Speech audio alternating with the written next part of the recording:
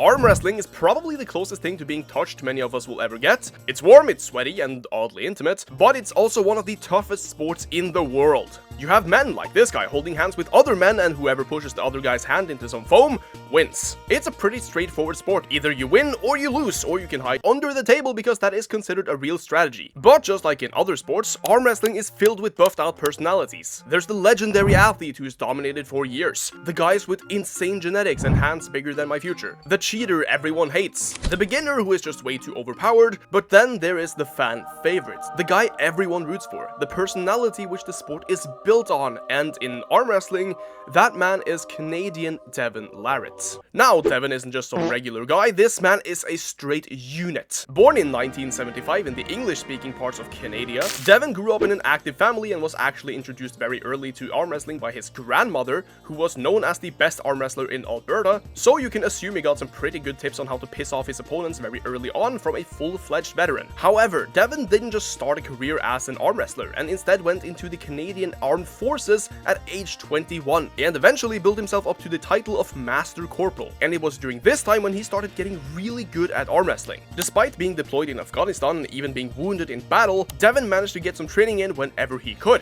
and officially started his arm wrestling career off by winning a regional competition back in 1999, which also qualified him for his first ever National Arm Wrestling Championship, where he would go on to absolutely dominate for the next decade. Because standing at 6'5" and sometimes weighing over 270 pounds, he was a pretty large man with a large personality. And already in 1999, the year he started competing, he would go up against the legendary John Berzenk, who is known as the greatest arm wrestler of all time. Now, of course, Devon lost that match, but that event would go on to set up a pretty strong rivalry for years to come, and many brawls between these two legends. Now, Devon would win regional and national competitions every year moving forward, but for the first part of his career, he predominantly wrestled with his left arm, only switching fully over to his right arm after 2012 due to a lot of wear and tear on his left. But in 2008, his right arm was still arguably the best in the world, beating out guys like Travis Bagent and Michael Under the Table Todd, certifying Devon as the #1 ranked arm wrestler in the world. And in 2010, he took that one step further by becoming the best arm wrestler in the world with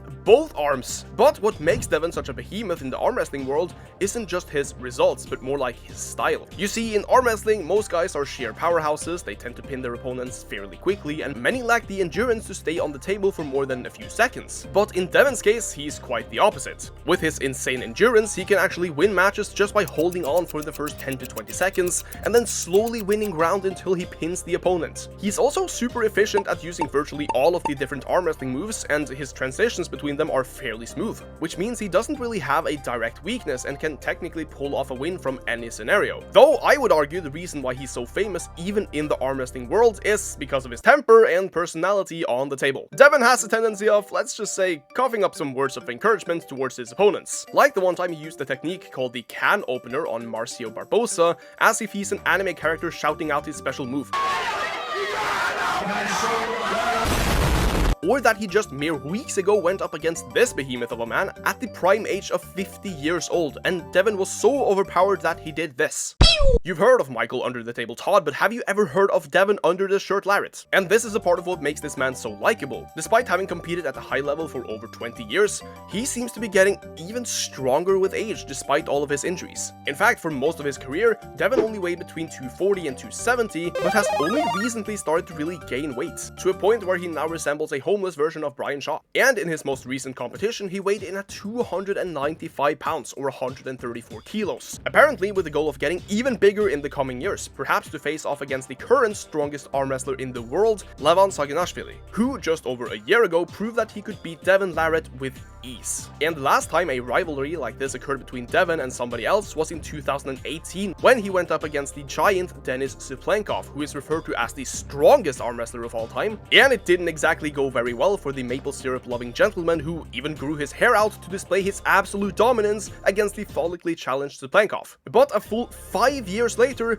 Devon finally got his revenge and beat Suplenkov in one of the most anticipated matches in arm wrestling history, despite being outmuscled in every way. And this is a part of his gimmick. Devon could lose a big match and then come back again years later, bigger, hairier, and the more homeless he looks, the stronger he gets. And apparently, the older he gets, the more he talks to his opponents. Like, Devon always used to be a pretty talkative guy even back then. It's a part of what gets him an edge over his competitors, but recently he's gone from spewing a few catchphrases to completing full essays during matches. And because his endurance is so insane, he can literally take the time making matches longer because his opponent is likely to tire out before he does, which makes for an interesting strategy but really good TV. Now, Devon isn't always on everyone's good side, as recently a lot of people have tried to ban him from certain events and arm wrestling federations, but for many, myself included, he was the eye-opener into the arm wrestling world. I think my first ever viewing of him was back in 2015 when he made Hafthor Bjornsson look weak, and Devon has since been arguably the biggest mascot in the entire sport. He's also collaborating with tons of other content creators and is currently mentoring Brian Shaw and trying to turn him into the next arm wrestling wonder of the world, which is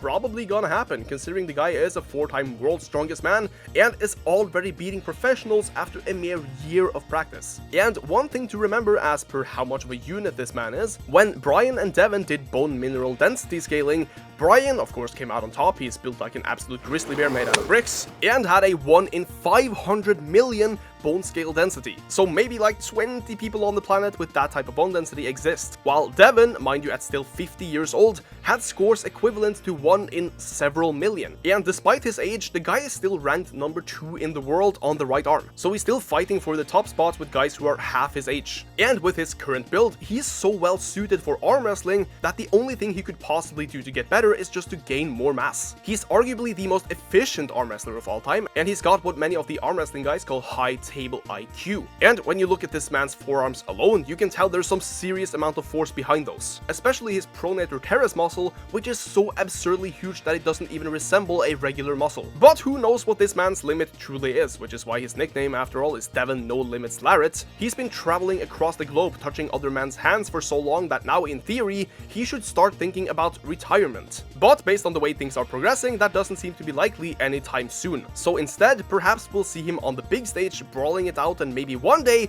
he will once again beat the current #1 arm wrestler. Though I think he would need to add another 30 pounds of face mass before he gets there. But to just finish off why I think people love Devon Larratt is because he's represented arm wrestling so well, because he does all of these collabs, because he keeps challenging the top guns, because even though he has legendary status, he does anything he can to improve, and because it looks like a homeless guy most of the time. So I guess you could say he proves that the strongest muscle here isn't in his forearms, it's in his personality when holding hands with other guys, and the reason why he's the GOAT of arm wrestling, if not by results, then he certainly is by mainstream appeal. But what do you guys think? Is Devon Larratt ever gonna reclaim his #1 ranking, or is he simply too old and should focus on mentoring the next generation like these upcoming strongmen, or even his own son, who is also making a lot of moves? Let me know what you think down below in the comments, and who got you into arm wrestling, and let me know which legendary athlete I should cover next.